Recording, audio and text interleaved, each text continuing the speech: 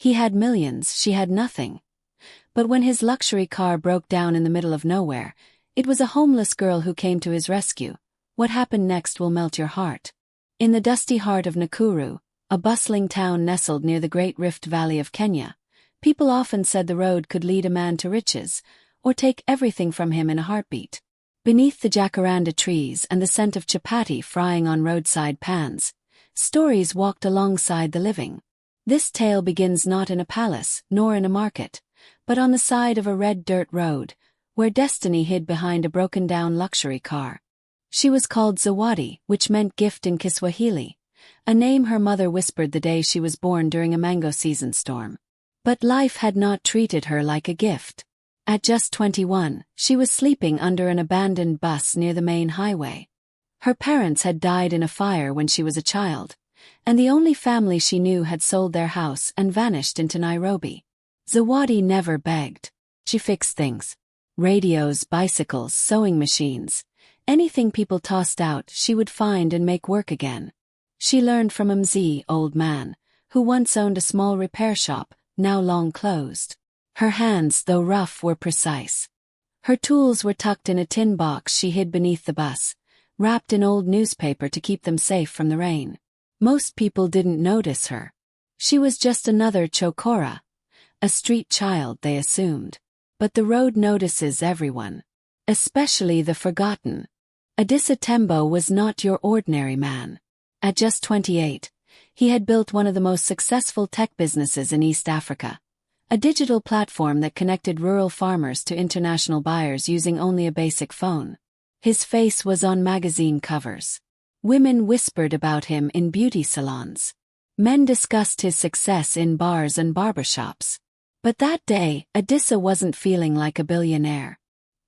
He had just come from a government meeting where powerful men wanted him to corrupt his systems, to hide the true value of crops from small farmers. When he refused, they warned him, softly but clearly. He needed to clear his head. So he took his favorite black Range Rover and drove away from the city, into the quieter corners of Nakuru, where he once walked barefoot as a child. But the road had its own plans. It happened near the old railway crossing, where the tarmac turned to gravel. The car jolted, then coughed, then died. Adisa cursed softly under his breath. He stepped out, tall and dressed in a white shirt now dusted with red earth. His expensive shoes didn't belong here. He opened the hood and stared blankly at the mess of wires and heat. He had built apps, cracked codes, led companies. But a car engine, it might as well have been a spaceship. From the shade of a roadside kiosk, someone was watching. Zawadi saw everything. The man. Car. The confused expression. She stepped forward. "Need help, boss?" she asked. Adisa looked up, surprised. She wore a faded Arsenal jersey, ripped jeans, and shoes that had walked too many roads. Her voice was clear and calm. "You a mechanic?" he asked, half amused. He shrugged. "I fix things. This one looks tired." He blinked. "You're serious?" She stepped closer. "Let me look. If I fail, you can call someone else. But right now, there's no one else around." Something in her eyes, steady, unafraid, made him nod. Zawadi opened the hood and got to work. Her hands moved like she was reading a book only she could understand. She tapped the battery, tightened a loose cable, wiped grease with the corner of her shirt. "You drove too far with a leaking radiator. The engine's angry." Adisa raised an eyebrow. "You know that just from looking." "I know machines. They talk if you listen." He watched her. Not just the work, but the way she carried herself. No nervousness. No effort to impress. Just focus. After 20 minutes, she stepped back. "Start it." He turned the key. The engine roared like a lion disturbed from sleep. Adisa grinned. Zawadi simply said, "It won't last long. You need a new belt and coolant. I'll take it straight to a garage." "You're welcome," she said, turning to leave. "Wait," he said quickly. "Let me give you something for the trouble." He reached into his wallet, pulling out crisp notes. He paused. "I didn't do it for money. But you helped me. This could." I helped you because you needed help. That's all. Then at least tell me your name. She hesitated. Zawadi. That's a beautiful name. She smiled faintly. It means gift. But life doesn't always treat me like one. Then she walked away, leaving behind only the smell of oil and dust.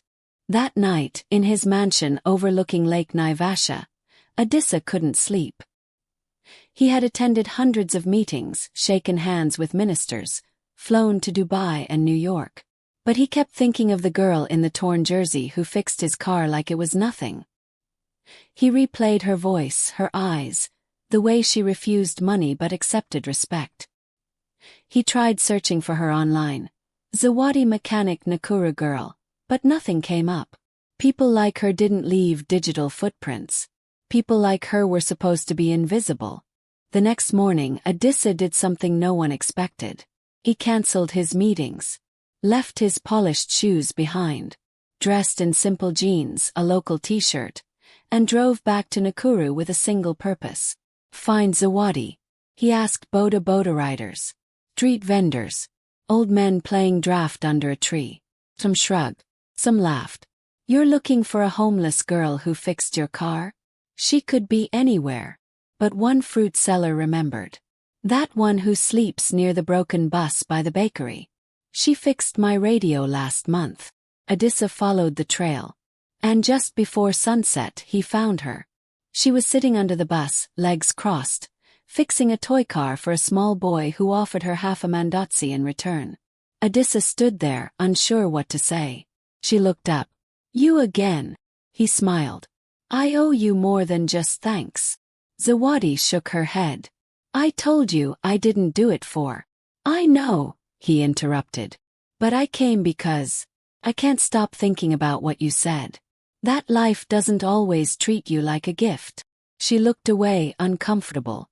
Adisa stepped forward. Maybe life hasn't, but people can. Zawadi's fingers trembled slightly. Zawadi had never seen someone like Adisa in her world before. A man of wealth who walked with humility, who looked her in the eye instead of past her. But when he showed up a second time, standing near her home beneath the broken bus, she wasn't sure if it was fate or foolishness. You really came back? She asked, squinting at him as if he might vanish. Adisa smiled. I told you I owed you something. She raised a brow. I told you I don't need money. I'm not offering money. He pointed to the nearby cafe. Have lunch with me. Just lunch. Zawadi crossed her arms. People like you don't eat with people like me. Adisa took off his wristwatch, a gold one worth more than her father's old house, and placed it on the dusty ground. Then I'm not a person like me today, he said. Let's eat as strangers who met on the road. Zawadi blinked, then laughed. Real laugh. She finally nodded. The cafe wasn't fancy, just a roadside hut with plastic chairs and a mango tree shading half the tables. But for Zawadi, who usually ate leftovers from market stalls or skipped meals altogether, it felt like a palace. They ate nyama choma and sukuma wiki. She ate with her hands. He did too. They talked, not about business or street life but about dreams. Zawadi confessed she once dreamed of becoming an engineer. I used to build toy trucks from scrap when I was little. My mum said I had magic fingers. Adisa nodded. Maybe your magic's still there. The world just covered it in dust. She asked him what made him successful. He answered, I remembered what it was like to go to bed hungry. That fear made me move. They sat in silence after that. But it wasn't awkward. It was comfortable. The kind of silence that doesn't need filling. As they walked back toward the bus stop, Adisa said gently, I have a proposal. Zawadi narrowed her eyes. If it involves charity, I'm not interested. It's not charity, he replied. It's partnership. He explained. He had a training program for youth, coding, design, digital marketing. But we never thought of including mechanical engineering. Until I met you. You want me to teach? Not yet. First I want you to learn. I'll pay your way into a real technical institute. Classes, food, a safe place to sleep. In return, you fix our vehicles every now and then. Zawadi's heart raced. She wanted to say yes. But fear, the kind that clings to the ribs of every person who's ever been abandoned, whispered, what if he disappears? What if it's a joke? What if it's a trap? She took a long breath. I'll think about it. 3 days passed. Adisa didn't come again. Zawadi thought maybe it was over. Maybe she'd missed her chance. But then a motorbike pulled up beside the bakery. It was a delivery rider holding a package. Are you Zawadi? She nodded. He handed her a box wrapped in brown paper. Inside was a brand new tool set, an envelope with school admission papers, and a short handwritten note. Dreams are built one tool at a time. A.T. Zawadi stared at the note for a long time. Then she folded it and placed it inside her tin box, right next to her mother's photo. On her first day at the Kisumu Technical Institute, Zawadi wore her cleanest clothes, patched neatly and pressed under a flat stone. She entered the gates like someone walking into another life. She was scared, but she never missed a single day. She was always first to arrive, last to leave. She excelled. Top of her class in mechanical diagnostics, welding, engine rebuilding. Her teachers said she had an engineer's brain and an artist's touch. And though she was far from the streets, she never forgot where she came from. She saved half her lunch every day and gave it to a barefoot boy who waited outside the school fence. 6 months later, Adisa returned from an international business trip. His assistant mentioned, "The girl you sponsored? She's already rebuilding tuk-tuk engines without manuals." He smiled. "Then I think it's time I saw her again." When he arrived at the small garage on the edge of town, he found Zawadi wearing overalls, oil on her cheek, instructing a group of teenage boys how to align a crankshaft.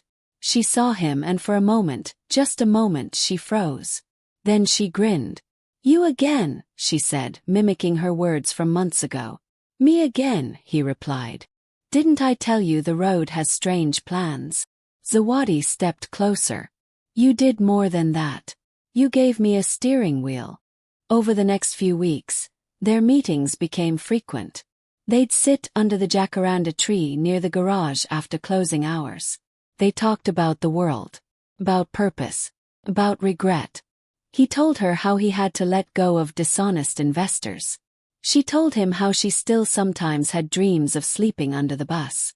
There was no proposal, no grand confession. But one evening, as the sky turned orange, Zawadi leaned her head on his shoulder. He didn't move. He didn't speak. But his hand found hers and held it. Sometimes love doesn't arrive like a storm. Sometimes it settles like dew. A few months later, during the official launch of his new foundation for youth empowerment, Adisa stood before a crowd of business leaders, officials, and press. He spoke with fire about the importance of giving opportunities, of recognizing brilliance in forgotten places.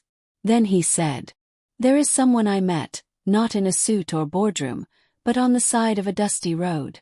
She fixed more than my car. She fixed the way I saw the world." The cameras zoomed in as he smiled at a girl sitting in the front row, now wearing a clean white blouse and slacks, her hair braided and her eyes full of light. "Zawadi, will you help me build this dream together?" She stood. The audience thought it was a business invitation. But those who looked closer saw the way their hands locked, and the way their smiles answered 1,000 unspoken questions.